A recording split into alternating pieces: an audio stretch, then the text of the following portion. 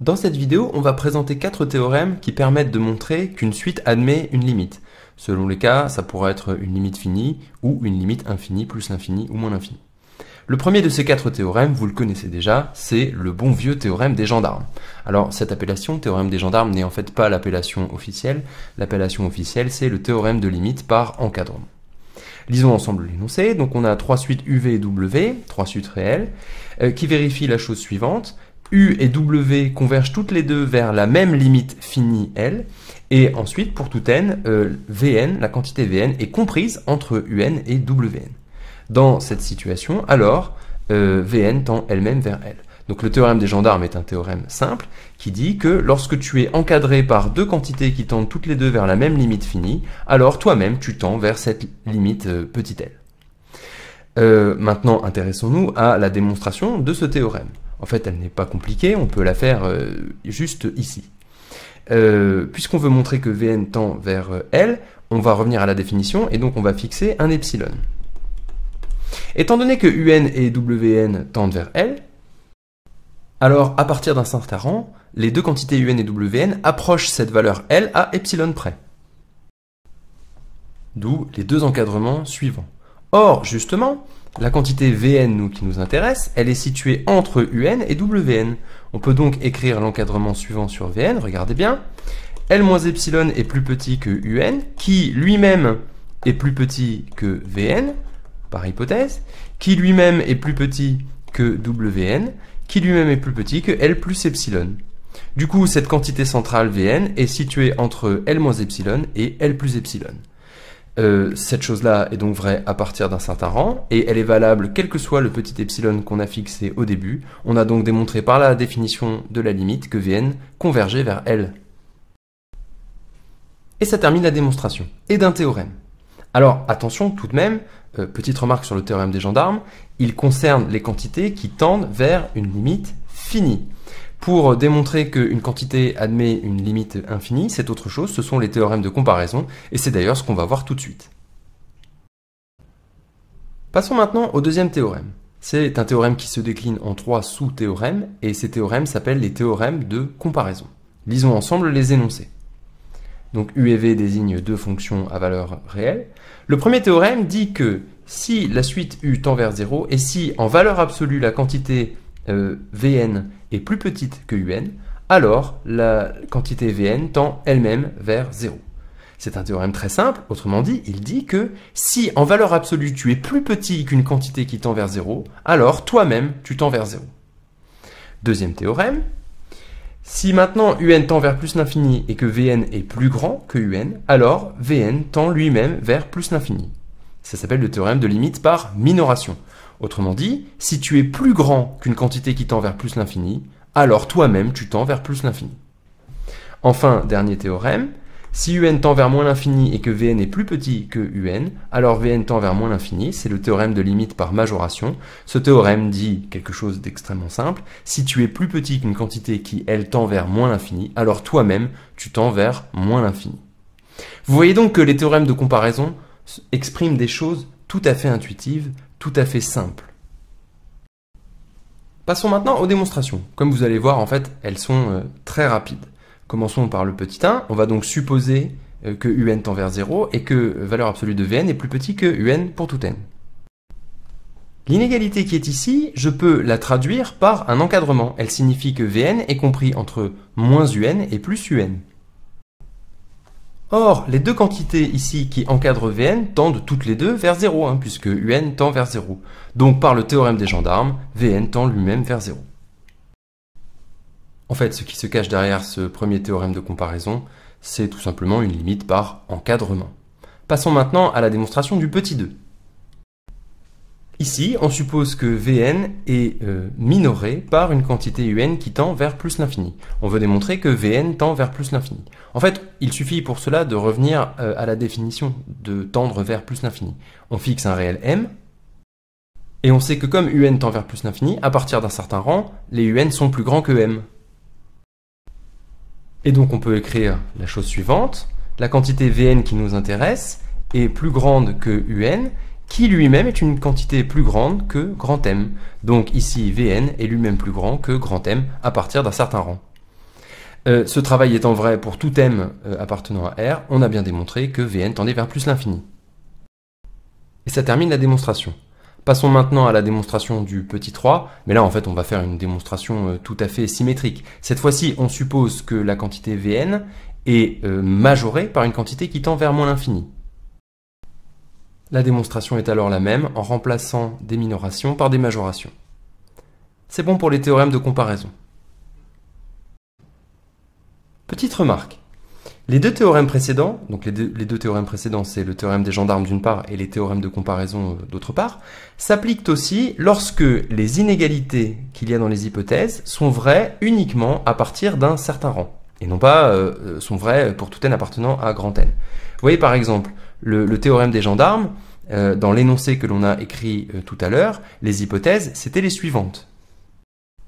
Un et Wn ont la même limite finie L, et ici, à cet endroit-là, pour tout n appartenant à grand N, on a l'encadrement suivant de Vn. Et bien justement, cet encadrement, si jamais on demande à ce qu'il soit vérifié, non pas pour tout n appartenant à grand N, mais à partir d'un certain rang, eh bien le théorème reste vrai. En fait, plus généralement, ce principe, il va s'appliquer à tous les théorèmes qui concernent la notion de limite, que ce soit limite finie ou limite infinie, et cela pour une raison très simple, c'est que dans la définition même de cette limite finie ou infinie, eh bien, on demande à ce que des propriétés soient vérifiées, non pas pour tout n, mais à partir d'un certain rang. Donc si dans les hypothèses, on a des choses qui ne sont vraies qu'à partir d'un certain rang, eh bien, cela suffit. On arrive au troisième théorème de cette vidéo et il s'agit du théorème de la limite monotone. Alors c'est un théorème que certes vous connaissez déjà, vous avez déjà vu son énoncé, peut-être sous une forme légèrement différente de ce qu'on va voir maintenant, mais vous allez voir qu'il y a beaucoup à en dire. Déjà, l'énoncé que vous avez sous les yeux, vous allez voir qu'on va légèrement le compléter, et puis d'autre part, c'est la démonstration de ce théorème, et puis également un petit peu aussi ce qu'il dit, sur lesquels on va s'attarder, parce que c'est très intéressant et très formateur. Alors, lisons ensemble le théorème tel qu'il est écrit ici. On considère une suite U, et voilà l'hypothèse centrale de ce théorème, c'est pas n'importe quelle suite U, c'est une suite qui est croissante. À partir de là, si jamais on s'intéresse au comportement en plus l'infini de cette suite, en fait le théorème dit qu'il n'y a que deux scénarios possibles. Soit la suite U est majorée, et alors dans ces cas-là, elle converge, donc elle tend vers une limite finie. Soit, deuxième scénario possible, la suite U n'est pas majorée, et dans ces cas-là, elle tend vers plus l'infini. Deux remarques. Tout d'abord, on voit que c'est un théorème très puissant, puisqu'il dit qu'une suite croissante va toujours admettre une limite, finie ou infinie. Si jamais U est majorée, cette limite est finie. Si jamais U n'est pas majorée, alors cette limite est infinie.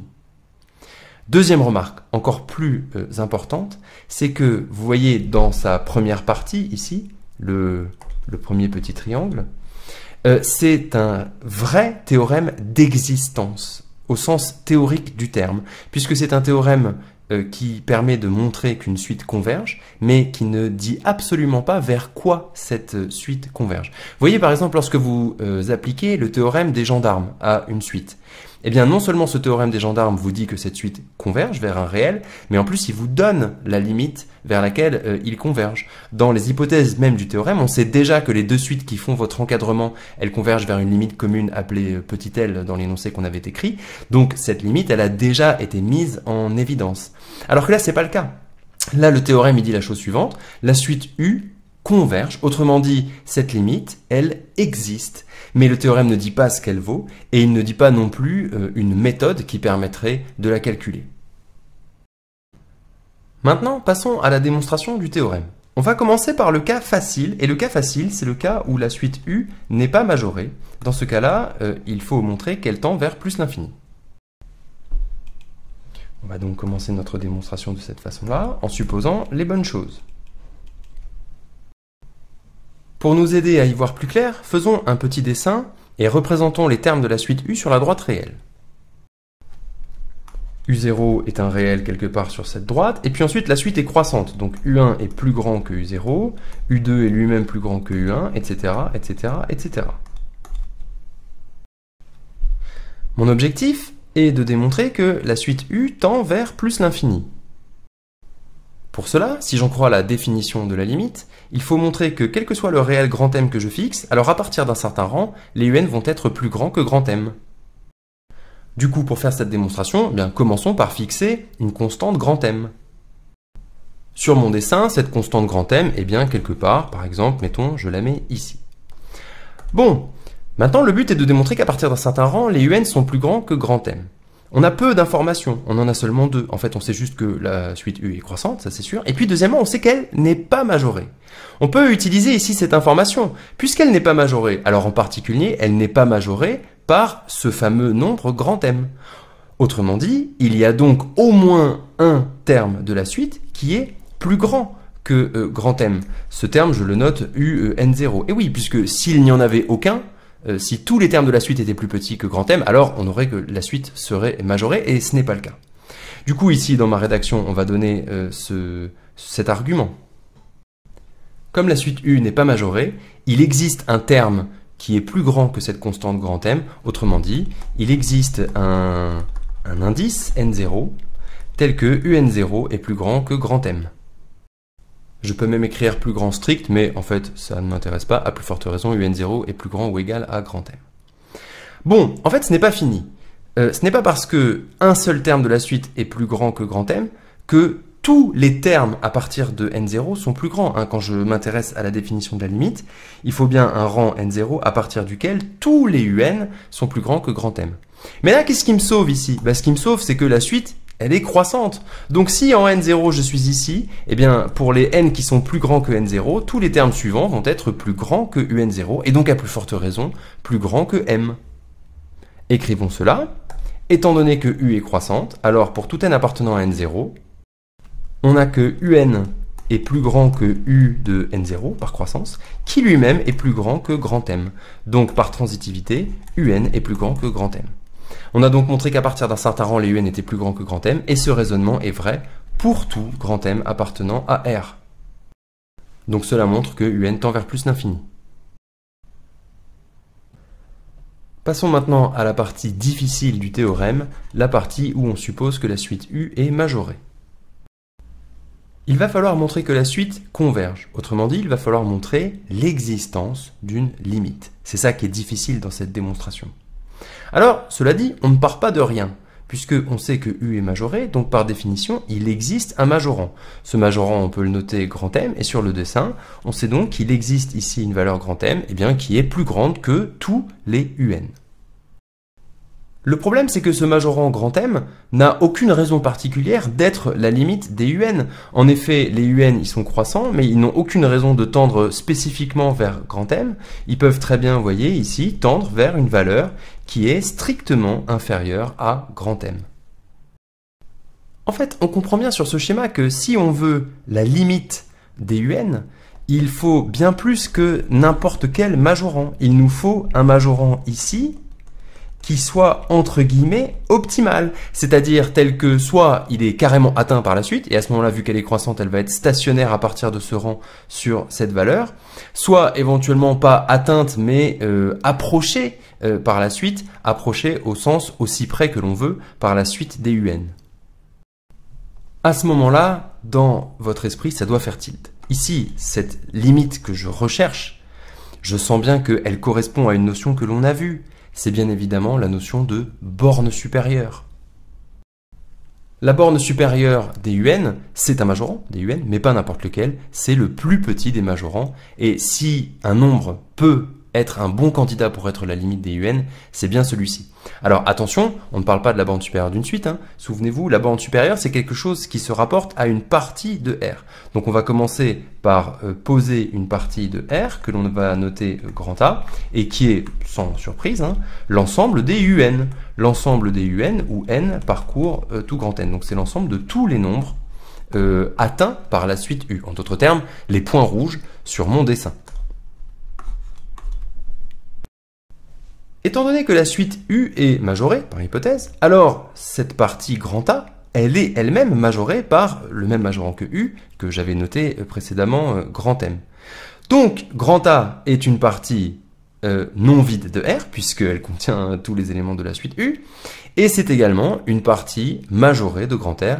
Donc, je peux appliquer le théorème de la borne supérieure, grand A admet une borne supérieure. Cette borne supérieure, on va lui donner un nom, au hasard, petit l. C'est un très bon candidat pour être la limite présumée des UN. Alors maintenant, démontrons que UN tend vers L. Pour ça, on va revenir à la définition de la limite et fixer un epsilon strictement positif. À partir de là, on veut démontrer qu'à partir d'un certain rang, UN est compris entre L plus epsilon et L moins epsilon. Alors, il y a une partie qui est facile dans cet encadrement, c'est celle-ci, parce que, en fait, par définition, L, qui est la borne supérieure des UN, c'est un majorant. Hein. La borne supérieure, c'est le plus petit des majorants, donc en particulier, c'est un majorant. Donc, il y a quelque chose que l'on sait être vrai, c'est que les UN sont tous plus petits que L, et donc, à plus forte raison, ils sont plus petits que L plus epsilon. Donc, cette première partie ici de l'encadrement, c'est facile. La partie difficile, c'est l'autre. C'est-à-dire de montrer qu'à partir d'un certain rang, les UN sont plus grands que L moins epsilon. Vous voyez sur le dessin ici, là mon intervalle L moins epsilon, L plus epsilon, c'est un intervalle de ce type, ici. Et il s'agit donc de démontrer qu'à partir d'un certain rang, les UN sont tous là-dedans. Alors là, en fait, il faut se souvenir d'une propriété de la borne supérieure. On l'avait vu sur la vidéo sur la borne supérieure, c'est qu'une borne supérieure d'une partie de R, elle n'est pas forcément atteinte, mais elle est toujours presque atteinte. C'est-à-dire que, précisément, si on prend ce genre d'intervalle, c'est-à-dire un petit intervalle à gauche de cette borne supérieure L, un intervalle du type L moins epsilon virgule L, alors la partie de A, cet intervalle contenait toujours au moins une partie de A. Autrement dit, il y a au moins un terme de la suite qui est dans ce fameux intervalle ici. C'est ce que l'on va écrire dans notre rédaction. Par propriété de la borne supérieure, la valeur petit l est, entre guillemets, presque atteinte par les éléments de A, au sens où l'intervalle L moins epsilon virgule L contient au moins un élément de A. Or, les éléments de A, eh bien, ce sont les termes de la suite U. Donc, il existe un terme, mettons U de N0, tel que UN0 appartient à cet intervalle. Autrement dit, il existe un indice N0, tel que, eh bien, UN0 appartient à cet intervalle. Donc, autrement dit, on a la chose suivante. On a cet encadrement-là, et puis en fait, moi, ce qui m'intéresse le plus, là, cette partie, c'est pas ce qui m'intéresse, c'est surtout cette partie-là, UN0 est plus grand que L moins epsilon. Maintenant, c'est gagné. Pourquoi? Eh bien parce que ma suite est croissante. Du coup, vous voyez, j'ai L qui est ici, j'ai L moins epsilon qui est ici. Si jamais j'ai un terme, UN0, qui est plus grand que L moins epsilon, alors par croissance de la suite, tous les suivants vont aussi être plus grands que L moins epsilon. En effet, par croissance de U, on a pour tout n plus grand que N0, L moins epsilon qui est plus petit que N0, qui lui-même est plus petit que UN. Donc du coup, pour ces n-là, si je résume tout ce qu'on a, on a que L moins epsilon est plus petit que UN, et puis on l'avait déjà vu avant, UN est plus petit que L, qui lui-même est plus petit que L plus epsilon. Autrement dit, à partir d'un certain rang, eh bien UN est bien compris entre L moins epsilon et L plus epsilon. Ce raisonnement étant vrai pour tout epsilon strictement positif, on a bien démontré que U tend vers L. Et ça termine cette démonstration. Si l'on revient à l'énoncé du théorème de la limite monotone, la démonstration qu'on vient de faire permet en fait de le compléter légèrement. Si U est majoré, alors la suite converge, mais on sait quelque chose de plus. Elle converge vers une limite L qui est la borne supérieure de l'ensemble ici des UN, où N parcourt l'ensemble grand N. On tient ici la première filiation dans l'arbre généalogique du théorème de la borne supérieure. Son premier fils, c'est le théorème de la limite monotone. Enfin, après avoir vu un énoncé qui concernait les suites croissantes, on a bien sûr de façon symétrique un énoncé qui concerne les suites décroissantes et qui dit qu'une suite décroissante converge si jamais elle est minorée et diverge vers moins l'infini si jamais elle n'est pas minorée. Dans le cas où elle est minorée et qu'elle admet donc une limite finie, eh bien cette limite finie, c'est cette fois-ci non pas la borne supérieure des UN, mais la borne inférieure des UN. On arrive au quatrième et dernier théorème de cette vidéo qui, pour le coup, est sans doute nouveau pour vous. Il s'agit du théorème de convergence des suites adjacentes. Alors, des suites adjacentes, qu'est-ce que c'est? En fait, quand on parle de suites adjacentes, on parle d'un couple de suites, c'est donc deux suites, U et V, deux suites à valeur réelle, qui vérifient que la première est croissante, la deuxième, notée ici V, est décroissante, et enfin la différence entre les deux suites tend vers 0. C'est ça, deux suites adjacentes, des suites qui vérifient les trois conditions suivantes. Maintenant, que dit le théorème? Le théorème dit la chose suivante, dans cette situation, donc quand deux suites sont adjacentes, alors elles sont toutes les deux convergentes, et surtout, elles convergent vers la même limite, L. De plus, le théorème dit la chose suivante, que pour tout n, on a l'encadrement suivant, un est plus petit que L, alors que Vn est plus grand que L. Autrement dit, en fait, ce que dit le théorème, c'est que les suites U et V se comportent comme sur le schéma suivant. On a donc UN qui est croissant et V qui est décroissante, bon ça c'est sûr, c'était par hypothèse, mais surtout on a l'existence d'une limite commune L, et UN tend vers L par valeur inférieure, alors que Vn tend vers L par valeur supérieure. On peut tout de suite remarquer que ce théorème est, comme le précédent, un théorème d'existence de limite, d'existence théorique, puisque cette fameuse limite commune petit l, elle n'apparaît pas dans les hypothèses du théorème. C'est donc le théorème lui-même qui la sort du chapeau, d'une certaine manière, c'est-à-dire qui affirme son existence, et en plus, le théorème ne donne pas cette limite, et ne donne pas non plus de manière de la calculer. Alors maintenant, intéressons-nous à la démonstration de ce théorème. Cette démonstration, je ne vais pas la faire de façon rédigée, je vais simplement le faire à l'oral et donner toutes ces idées. Elle n'est pas facile pour le coup parce que en fait on va pas démontrer les éléments tels qu'ils sont écrits dans le théorème, dans le même ordre. Vous voyez le théorème d'abord il montre que les suites convergent vers une même limite L et puis ensuite il donne cet encadrement. Et en fait nous on va plutôt faire l'inverse. On va dans cette démonstration commencer par démontrer l'encadrement suivant, l'encadrement que UN est plus petit que Vn. En fait cette inégalité c'est le pivot de la démonstration. Alors, vous voyez, sur le schéma, bien sûr que ça a l'air d'être vrai, mais ça, c'est un schéma qui est fait a posteriori avec les conclusions du théorème. Si jamais on regarde les hypothèses ici du théorème, rien ne dit que pour tout n, un est plus petit que Vn. Donc, c'est bien quelque chose qu'il va falloir démontrer. C'est le pivot de la démonstration parce que je prétends que si jamais on arrive à démontrer cette chose-là, c'est gagné. Pourquoi? En fait, la suite U, elle est croissante, donc pour montrer qu'elle converge, on a quand même très envie de montrer qu'elle est majorée.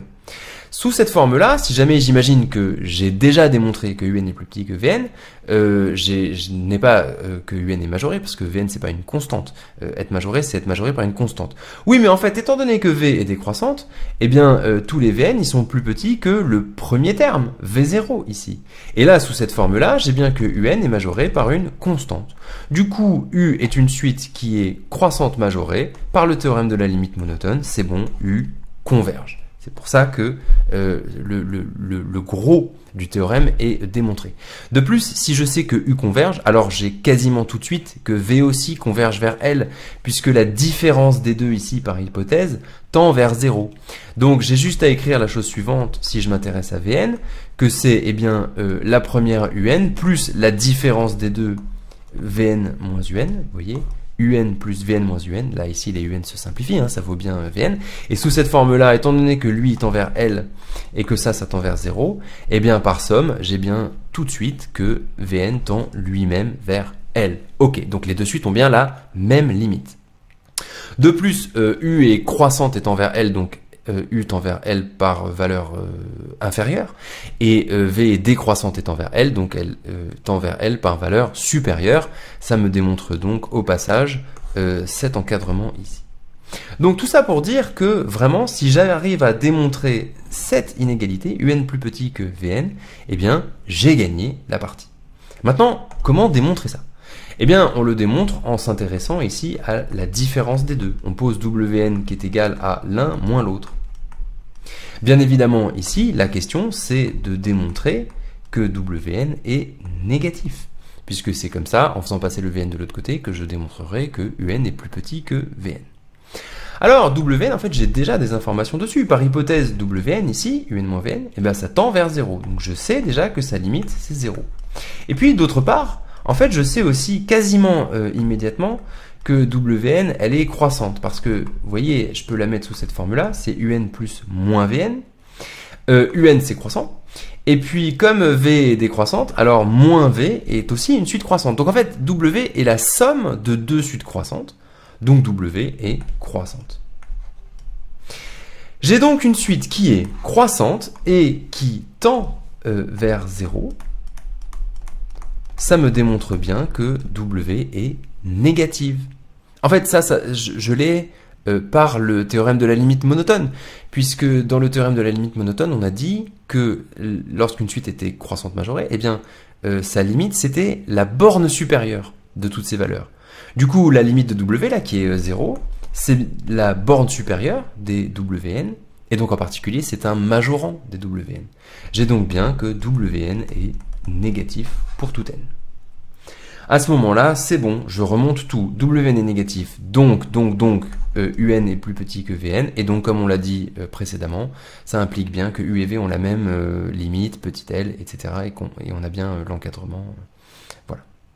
Ça finit la démonstration. Alors, remarque au passage, vous voyez l'existence de cette limite petit l, eh bien, je l'ai obtenue par un théorème de la limite monotone, puisque j'avais ici une suite U qui était croissante majorée, et c'est ça qui m'a sorti du chapeau cette limite L.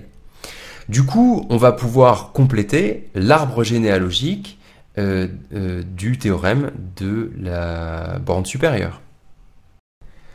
Le théorème de convergence des suites adjacentes est donc non pas un fils du théorème de la borne supérieure, mais un petit-fils, puisqu'il est une conséquence du théorème de la limite monotone.